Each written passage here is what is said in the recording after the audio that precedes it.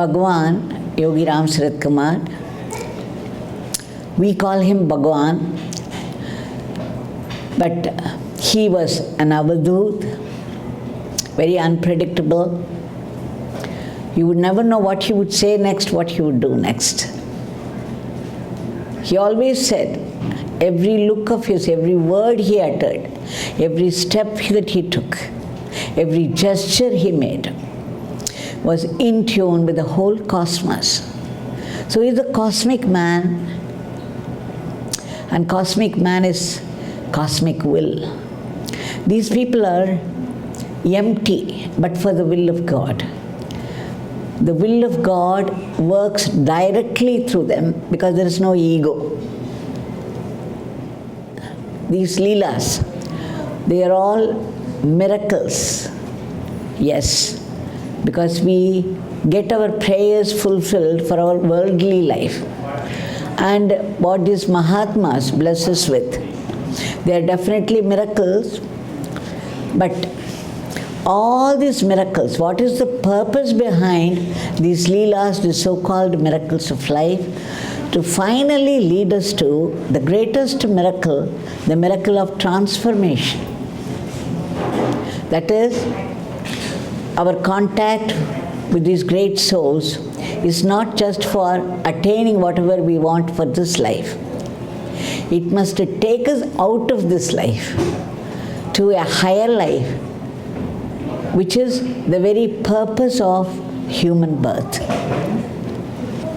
Just imagine the name of a great soul should serve as a mantra, giving us help, guidance and protection in our daily life, in the ordinary life of the world that we have been living. And at the same time, it is also uplifting our level of consciousness to the highest. And that's why I am here to talk about him and his teachings, which are very simple and practicable. And these teachings, these great masters, he lived them.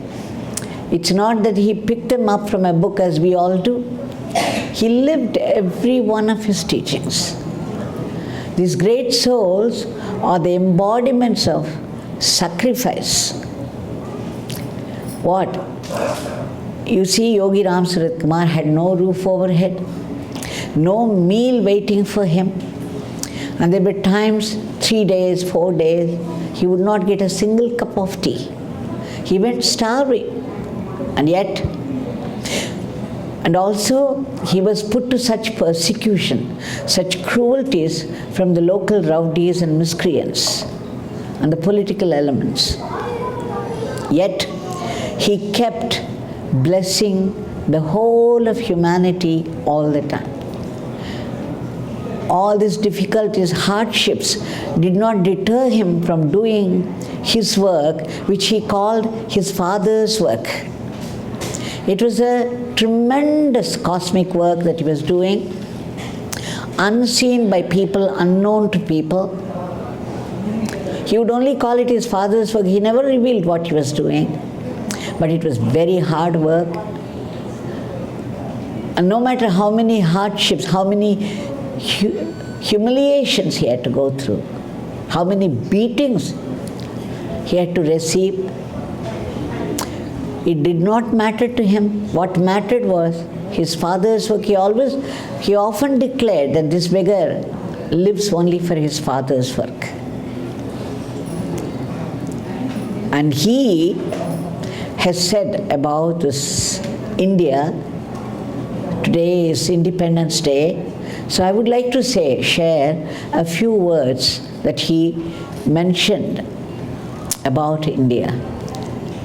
He said, it is the land of great masters, the Leela Bhoomi, the playground of great masters. India is the Leela Bhoomi of great souls, Mahatmas. He said, the very air of India is holy, the land is holy,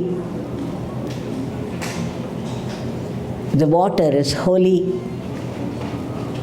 Everything about India is holy because India is the playground of great, great masters who lived unknown to people in the disguise of beggars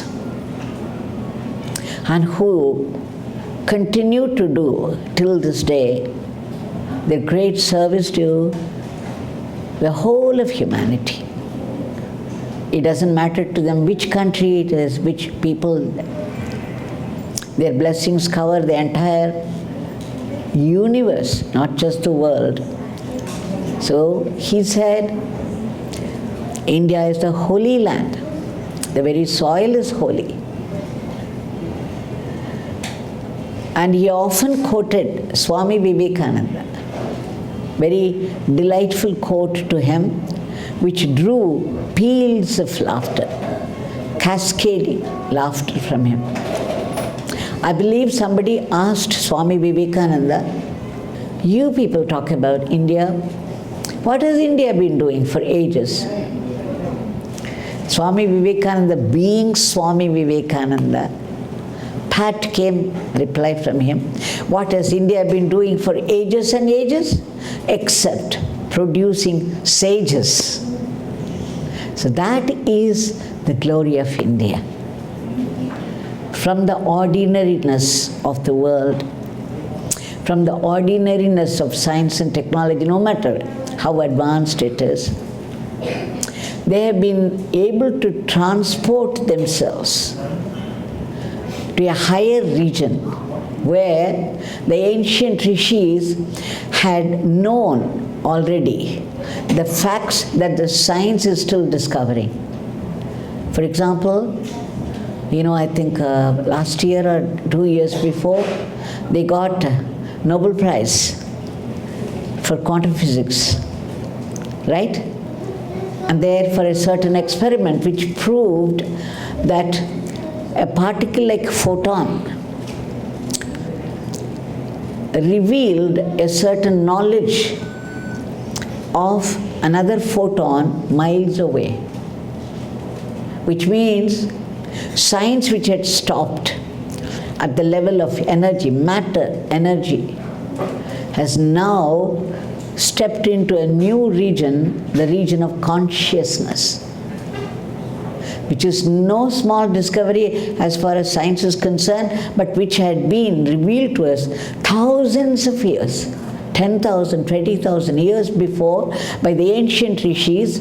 They made the discoveries inside. There was no laboratory outside. There was no hard-working team.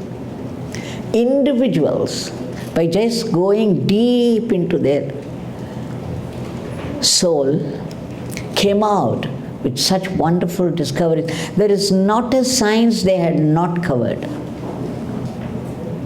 Everything, any aspect, right from astrology, astrophysics, to mathematics, every science you mentioned, they had made discoveries, but all inside. Their laboratory was only inside. Just sitting in one place, in a forest, with nothing at all to eat. They were able to achieve all that. And then recently, I heard that this year, a Nobel Prize has been awarded to some people for discovering that fasting saves people from the attacks of cancer and the like. For years and years, thousands of years, ordinary people of India who knew nothing about science, we've been following that every 11th day, Ekadasi day, that we must fast. That day we don't take anything at all, just not even water sometimes. And they said it's good for physical and mental health, for spiritual health. So you see why I am saying Yogi Ramsuratkumar said that this is the land of great masters, and they have been blessing the whole world with not only knowledge of the world, knowledge of science, but also we call it Paravidya, that is the supreme education, the supreme knowledge, These are all knowledge which is concerned with the world. All sciences that we are developing and advancing, they have to do with the world. This is called apara vidya. There is what we call paravidya, and that is the supreme knowledge. Supreme knowledge of what? The supreme divinity. So this is what is very important that we have to learn. And here, these great masters have not talked about independence of countries, it is independence of the human mind. Liberation. Because we have to be liberated first from ourselves. Our ego is so active in everybody.